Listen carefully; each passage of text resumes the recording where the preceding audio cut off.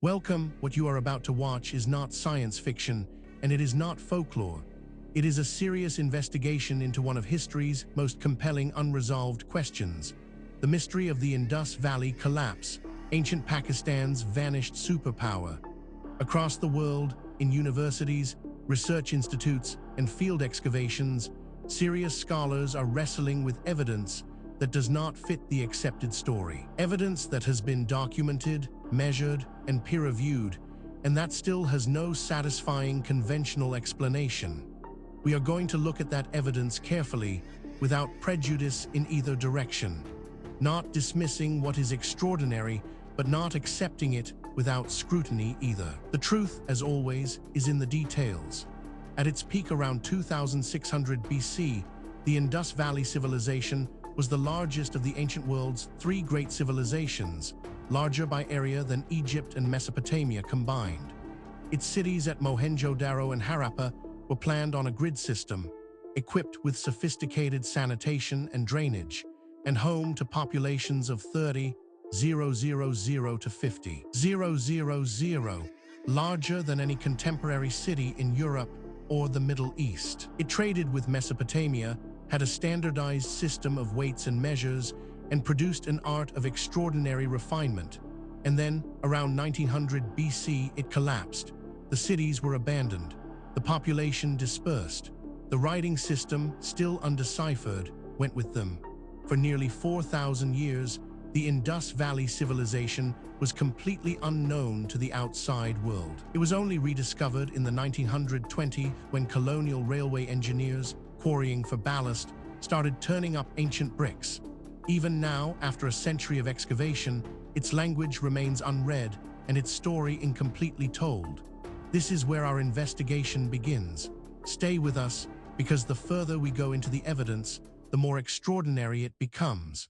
The story you think you know is only the surface. Beneath it lies something far more remarkable. Let us begin. Before we examine the specific evidence, we need to step back and understand the context. This case does not exist in isolation.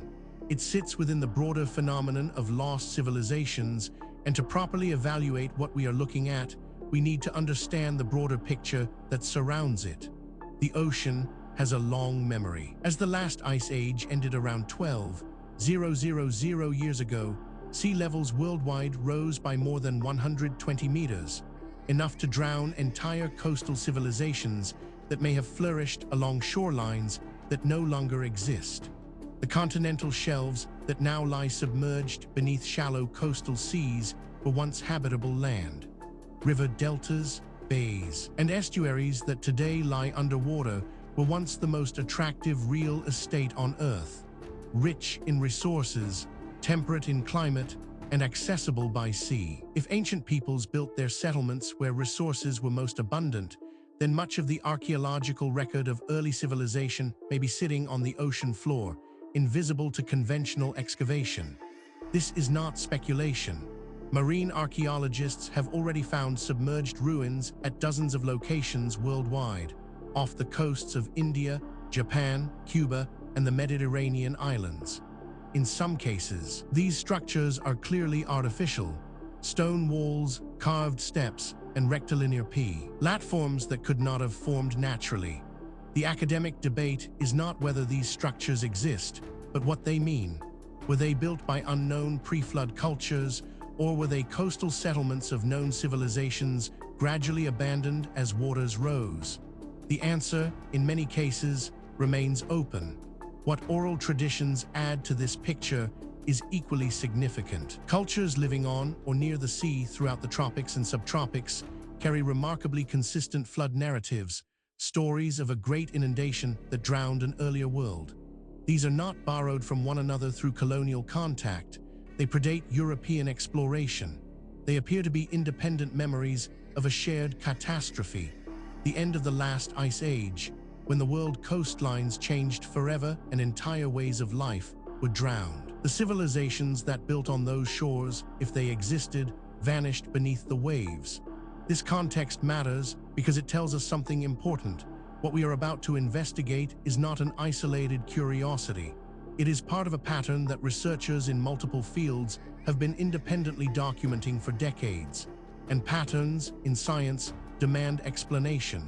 With that foundation in place, let us now turn to the specific case at hand. Now we reach the heart of the matter. The core evidence surrounding the Indus Valley Collapse, ancient Pakistan's vanished superpower, is more extensive, more verified, and more troubling for conventional explanations than most people realize. Let us walk through it systematically, fact by fact, and allow the evidence to speak for itself. We are not going to speculate here. Every point that follows is documented in peer-reviewed publications, official archaeological records, or government archives that are publicly accessible. The question is not whether these facts are real. The question is what they mean. Consider this first extraordinary detail. The Indus Valley Civilization, also called the Harappan Civilization, extended across approximately 1.25 million square kilometers of modern Pakistan and northwestern India, and contained more than 1,000 known sites, including major cities, towns, and villages, a settlement density and geographic extent exceeding Egypt and Mesopotamia at their greatest extent. This single data point, if taken in isolation, might be set aside. Anomalies happen, instruments malfunction, researchers make mistakes, but as we continue, you will see that this is not an isolated anomaly. It is part of a consistent and documented pattern. But that is only the beginning. Researchers also discovered the city of Mohenjo-daro was built to a sophisticated grid plan with streets laid out in cardinal directions, multi-story brick buildings, covered drainage systems connecting individual houses to municipal sewers, and a large public bath, the Great Bath, that may have served ritual purification functions and is one of the oldest public water tanks in the world. Now, a skeptic might propose an alternative explanation for this, and that is entirely reasonable. We should always test alternative explanations before accepting extraordinary ones. The problem is that the alternative explanations, when examined carefully, create more problems than they solve. The mystery deepens when we examine. Harappan weights and measures were standardized across the entire civilization.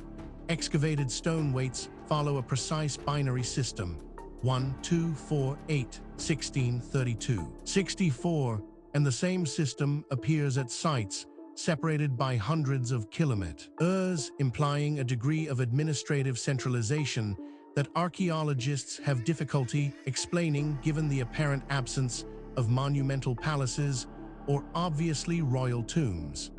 This is where the conventional account begins to strain. Each individual fact might be dismissed or minimized in isolation, but the cumulative weight of the evidence is another matter entirely. Perhaps most remarkable of all, the Indus script, approximately 400 distinct signs found on seals, pottery, and tablets, remains undeciphered despite decades of effort by linguists and computational analysts. Without decipherment, the Harappan civilization cannot speak for itself, and the reasons for its collapse remain dependent on physical rather than documentary evidence. Researchers who have examined this evidence have described it as genuinely difficult to explain within the accepted framework. These are not fringe commentators. They are credentialed academics publishing in mainstream journals, raising questions that the field has not yet satisfactorily answered. Then there is the matter of climate proxy data, including pollen records, lake sediments, and river geomorphology, indicate that the monsoon weakened significantly in the Indus Valley region beginning around 2000 BC, reducing the water supply of the Gagahakra River system, the ancient Sarasvati that supported the dense concentrations of Harappan settlement. What makes this particularly significant is its independence from the previous points. This is not a case of one theory requiring another. These are separate lines of evidence converging on the same uncomfortable conclusion. Adding to the enigma is this finding, contrary to an older hypothesis that the Indus Valley Civilization was destroyed by Aryan invasion. Skeletal evidence from Mohenjo-daro and other sites shows no evidence of massacre or military-wide destruction, The collapse appears to have been gradual rather than violent, a slow dispersal rather than a catastrophic end. This single data point, if taken in isolation, might be set aside. Anomalies happen, instruments malfunction, researchers make mistakes. But as we continue, you will see that this is not an isolated anomaly. It is part of a consistent and documented pattern. Equally puzzling to investigators, post-Harappan cultures that emerged in the region after the collapse show continuities with Harappan material culture in ceramics, craft traditions, and agricultural practices, confirming that the population did not disappear but dispersed and adapted to new environmental conditions. Taken together, these facts form a pattern that cannot be explained by coincidence, misidentification, or methodological error. Each piece of evidence has been examined by skeptics. Each has been subjected to alternative explanations, and in each case, the alternative explanation falls short of accounting for everything that has been documented. We are left with a body of evidence that demands explanation, and an accepted narrative that does not provide one. This is where serious inquiry begins. Now that we have established the evidence, we need to examine the theories that researchers have proposed to explain the Indus Valley Collapse, ancient Pakistan's vanished superpower.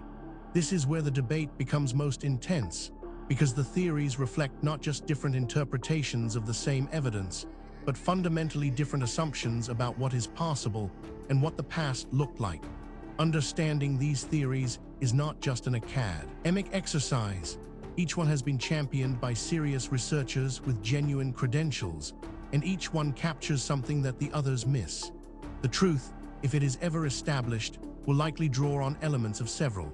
The first major explanation proposed by researchers holds that climate change, in the form of weakening monsoon and associated drying of the Ganga-Hakra river system, caused the agricultural collapse that made the large Harappan cities unsustainable. Populations migrated eastward toward the Ganges plain, where monsoon rainfall remained more reliable.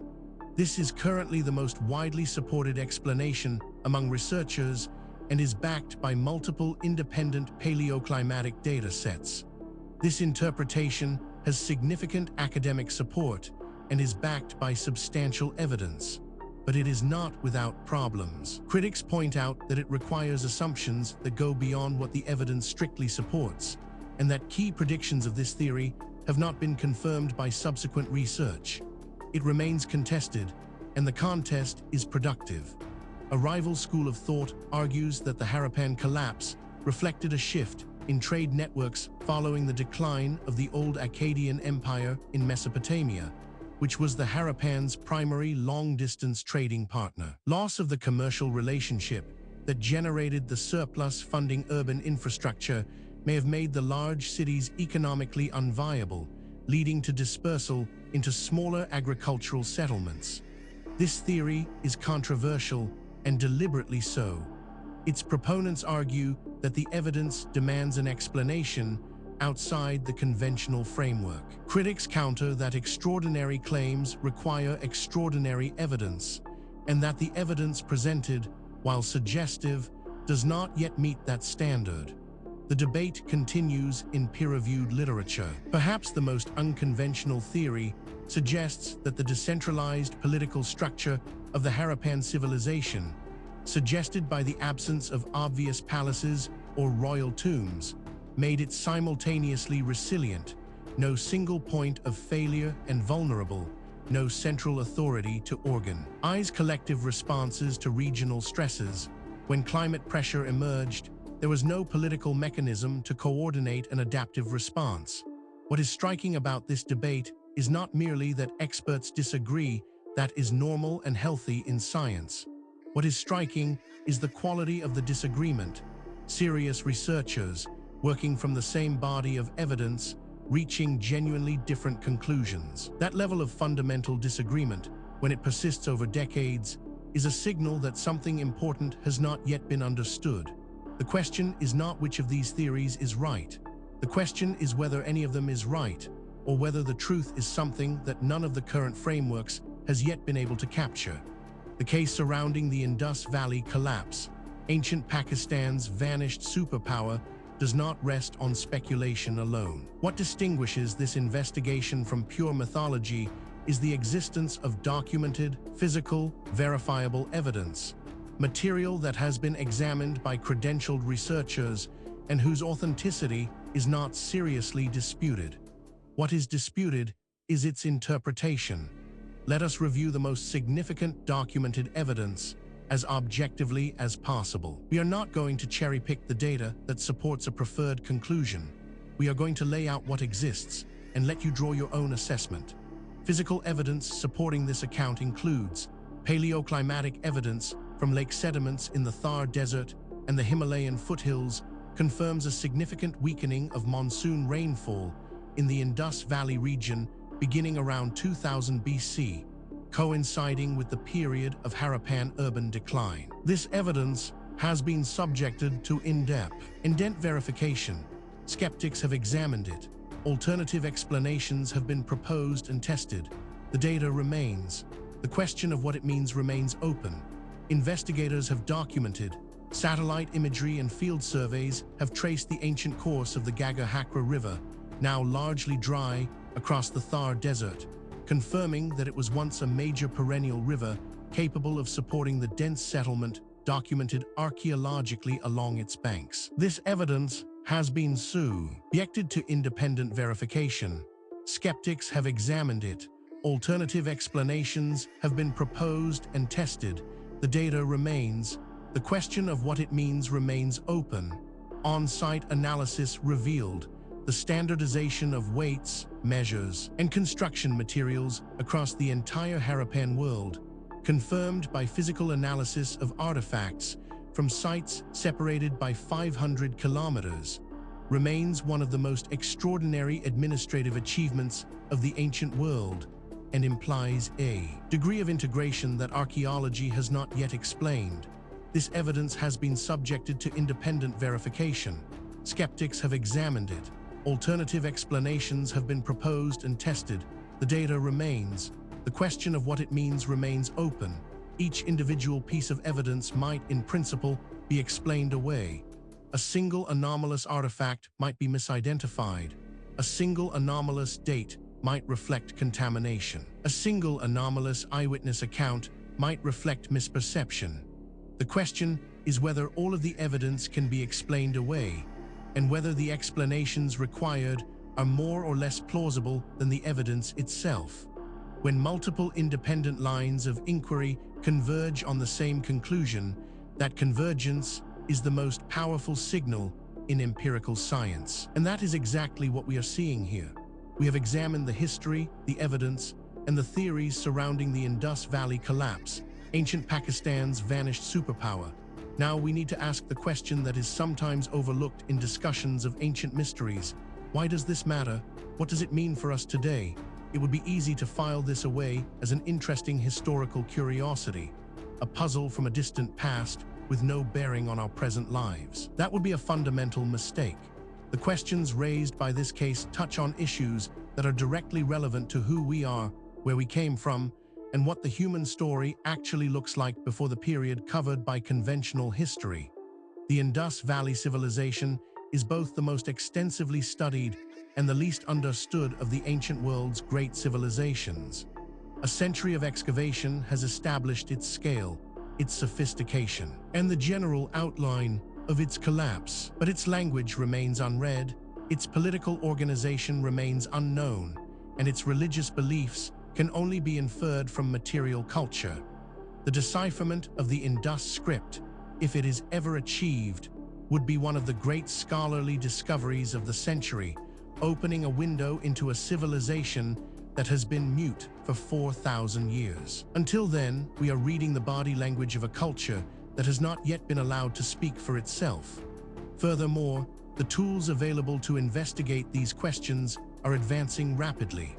Satellite imaging, ground-penetrating radar, ancient DNA analysis, isotopic tracing, and deep-sea sonar are all providing capabilities that previous generations of researchers could only dream of. Cases that were genuinely unresolvable 10 years ago are now open to new analysis, and the findings consistently are expanding rather than contracting the mystery. The investigation continues. New discoveries are being made. New analyses are being published. New voices are entering the conversation from disciplines that were not previously part of the discussion. The answers, when they come, and they will come, will not merely solve a historical puzzle. They will force a fundamental revision of assumptions that underpin our entire understanding of human history and human potential. We have now walked through the complete case of the Indus Valley Collapse, ancient Pakistan's vanished superpower from the historical record, through the physical evidence, across the competing theories, and into the modern significance of what remains unresolved. What the story of Indus Valley ultimately reveals is not just a historical puzzle. It is a mirror. It reflects our assumptions back at us, our assumptions about what ancient people were capable of, about how knowledge is gained and lost across the centuries, and about the relationship between what we know and what we merely think we know. The evidence presented in this documentary is real. The questions it raises are genuine. The debate among researchers is ongoing, and that is healthy. Science is not a set of conclusions. It is a process. And the process requires that we remain open to evidence that challenges what we thought we knew, however uncomfortable that challenge might be. If you came to this documentary as a skeptic, we hope the evidence gave you something to think about. If you came as a true believer, we hope the critical examination gave you a more nuanced picture. The truth, as always, lies in the evidence, not in what we want to be true. Thank you for watching. If this investigation sparked your curiosity, please subscribe to the channel. We publish new documentaries every week, covering the full range of historical mysteries that the mainstream has not yet adequately explained. Leave a comment below telling us which case you want us to investigate next. The conversation continues. The investigation never ends.